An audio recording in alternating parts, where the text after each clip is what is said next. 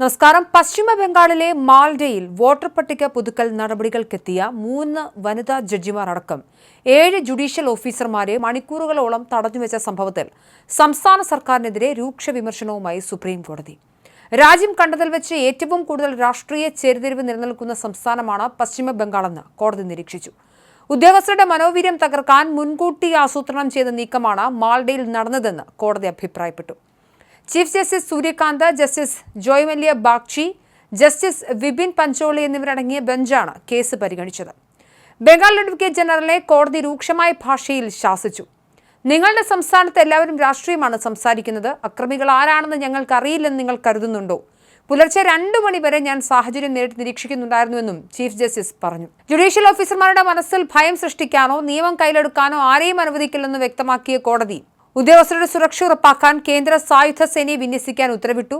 ബംഗാൾ നിയമസഭാ തെരഞ്ഞെടുപ്പിന് മുന്നോടിയായി തെരഞ്ഞെടുപ്പ് കമ്മീഷൻ നടത്തുന്ന സ്പെഷ്യൽ ഇന്റൻസീവ് റിവിഷന്റെ ഭാഗമായാണ് ഉദ്യോഗസ്ഥർ മാൽഡയിലെത്തിയത്. വോട്ടർ പട്ടികയിൽ നിന്നും പേരുകൾ നീക്കം ചെയ്തതിനെ അതിനെതിരെ പ്രതിഷേധിച്ച ജനക്കൂട്ടം കാളിയാജഘാട്ട് 2 ബ്ലോക്ക് ഡെവലപ്മെന്റ് ഓഫീസിൽ വെച്ച് ഇവരെ ഉപരോധിക്കുകയായിരുന്നു. വൈകുന്നേരം 4 മുതൽ പുലർച്ചെ വരെ നീണ്ട 9 മണിക്കൂർ ഉപരോധത്തിനൊടുവിൽ പോലീസ് എത്തിയാണ് ഇവരെ മോചിപ്പിച്ചത്. മോചിപ്പിക്കുന്നതിനിടെ പോലീസ് വാഹനങ്ങൾക്ക് നേരെ കല്ലേറുണ്ടാവുകയും വലിയ തോതിൽ നാശനഷ്ടങ്ങൾ സംഭവിക്കുകയും ചെയ്തു. സംഭവത്തെക്കുറിച്ച് മുൻകൂട്ടി വിവരം ലഭിച്ചിട്ടും ഉദ്യോഗസ്ഥരെ സുരക്ഷിതമായി ഒഴിപ്പിക്കുന്നതിൽ പരാജയപ്പെട്ടതിന് ചീഫ് സെക്രട്ടറി, ആഭ്യന്തര സെക്രട്ടറി, DGP, ജില്ലാ മജിസ്ട്രേറ്റുമാർ എന്നിവരെ കോടതി വിമർശിച്ചു. സുരക്ഷാ വീഴ്ചയിൽ ഉദ്യോഗസ്ഥരോട് കോടതി വിശദീകരണം തേടിയിട്ടുണ്ട്. നിയമം കയ്യിലെടുക്കാനും ജുഡീഷ്യൽ ഓഫീസർമാരുടെ മേൽ സമ്മർദ്ദം ചെലുത്താനും ആരെയും അനുവദിക്കില്ലെന്നും കോടതി ആവർത്തിച്ചു. പുതിയ വോട്ടർ പട്ടികയിൽ നിന്നും 63 ലക്ഷത്തിലധികം പേരുകൾ നീക്കം ചെയ്യപ്പെട്ടതാണ് ബംഗാളിലെ നിലവിലെ രാഷ്ട്രീയ തർക്കങ്ങൾക്ക് കാരണം. ഇതിനു പുറമെ 60 ലക്ഷത്തോളം വോട്ടർമാരെ പുനഃപരിശോധനയ്ക്കായി മാറ്റിവെക്കുകയും ചെയ്തിട്ടുണ്ട്. ഈ കേസുകൾ പരിശോധിക്കാനെത്തിയ ജുഡീഷ്യൽ ഓഫീസർമാരെയാണ് ജനക്കൂട്ടം തടഞ്ഞുവെച്ചത്.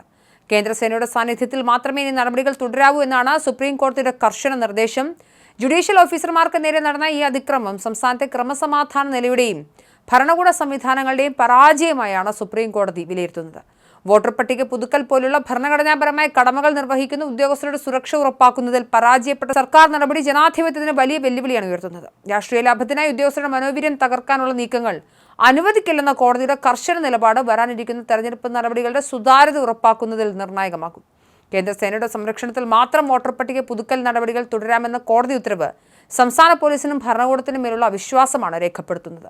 ലക്ഷക്കണക്കിന് വോട്ടർമാരുടെ പേര് നീക്കം ചെയ്തതുമായി ബന്ധപ്പെട്ട തർക്കങ്ങൾ നിലനിൽക്കുന്ന സാഹചര്യത്തിൽ നീതിയുക്തമായ തെരഞ്ഞെടുപ്പ് ഉറപ്പാക്കാൻ കോടതിയുടെ നേരിട്ടുള്ള ഇടപെടൽ അത്യാവശ്യമായി വന്നിരിക്കുകയാണ്. നിയമവാഴ്ചയെ വെല്ലുവിളിക്കുന്ന പ്രവണതകൾക്കെതിരെ ശക്തമായ താക്കീതാണ് ഈ സംഭവത്തിലൂടെ പരമോന്നത കോടതി നൽകിയിരിക്കുന്നത്.